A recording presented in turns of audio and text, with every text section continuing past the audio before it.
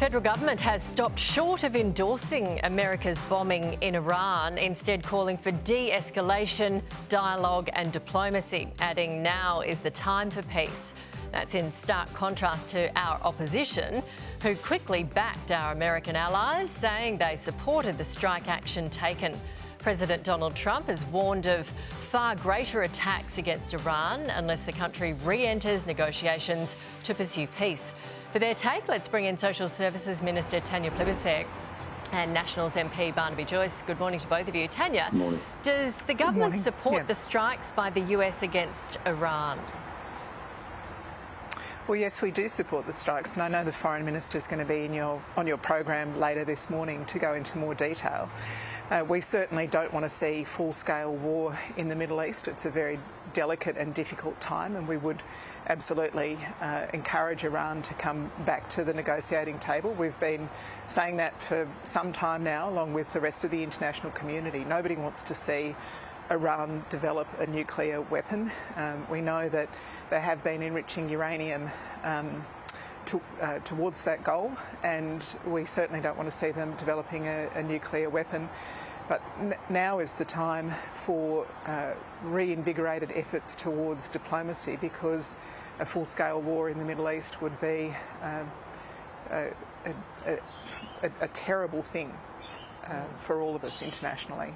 Barnaby, I noticed the coalition came out very strongly voicing its support for the bombing against Iran, and we haven't heard from the Prime Minister yet in person. Well, I think that it goes without saying that Iran was up to no good. That you don't bury facilities if you don't want people to find out what you're doing inside them. And so they were enriching uranium.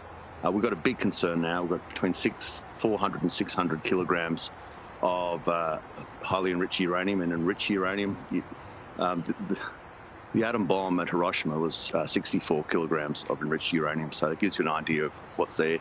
We don't even know if it's in Iran. It could be elsewhere. This is a major concern. I think it goes without saying that the United States has done an incredible service in destroying these facilities, we hope. And we have to support that, because we could not let this go on. But as a sense of, strange coming from me, there is a small chance, as Tanya said, that this could get completely out of control, and that will be devastating for the globe. We don't know how China's going to play this, whether they come to some side deal about virtually free oil. We don't know where North Korea is in on this. We don't, I think, have to worry too much about Russia. It's got its plate full. But this could go south in a most tremendous way for Australia. And I did see a sense of gloating and hubris from the United States. That's all right if it's the end of the game. But if this takes the next step, we're all going to be involved. And it will be, unfortunately and tragically and horrifically, something we've never seen before. From Iran's point of view, it doesn't sound like it's the end of the game, although the US is calling it, for it to be an end. Should we be concerned that Iran's foreign minister has just touched down in Moscow for a meeting with Vladimir Putin, Tanya? Well, we know that a lot of countries that are autocracies are very keen to work together and talk together, and it's never a good thing when that happens. Look, our real concern immediately, Nat, has to be on making sure that Australians who are caught in the Middle East can make it safely home. A big focus of the Australian government is on those many thousands of people who are still stuck either in Iran or Israel. It's a very difficult situation at the moment. Airspace is closed. It's difficult to get people out. We have been encouraging Australians who are caught in Iran, if they can make it to Azerbaijan. There's consular staff waiting there that can assist them. But it's a very nerve-wracking time for the Middle East, for countries in the Middle East, and for Australians here who are watching this increasing escalation. What sort of assistance, if any, would we expect to give to the US, Tanya? Look, I'm absolutely not going to speculate on that. The Foreign Minister will be on your program in a little while. You'll have the opportunity to talk to her directly about that. But this is something that, as the Australian government, we take very seriously. I think Barnaby's point is well made.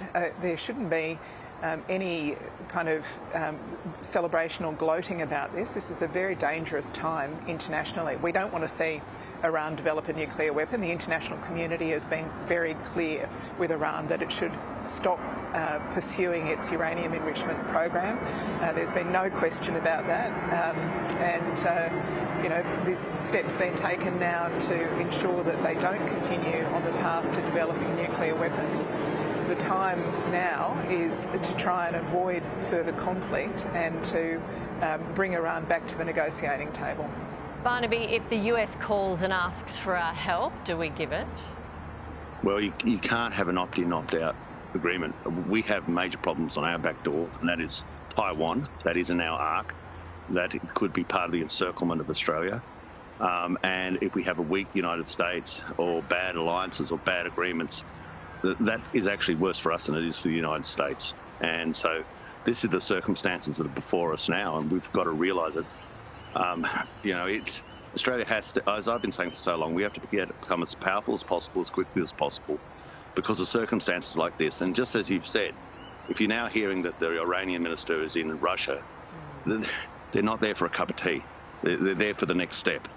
And it's where this next step goes. And will China use the distraction in the Middle East as a forerunner to what they've said quite clearly they want to do in Taiwan if that happens? Is the United States of America going to be able to engage on two fronts? And we have a military alliance with the United States, and we can't step away from that.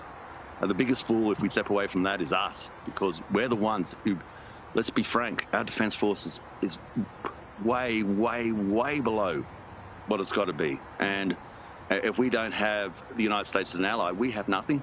And the people listening to this, you're in real trouble, real trouble. Yeah. Okay, look, we don't know the details, but that is breaking news right now that Iran has landed in Moscow for a talk with Putin. We don't know what Trump's response will be to that because, as we all know, he says he is a friend of Putin, so we will get that when we can. Thank you very much. We'll talk to you very soon.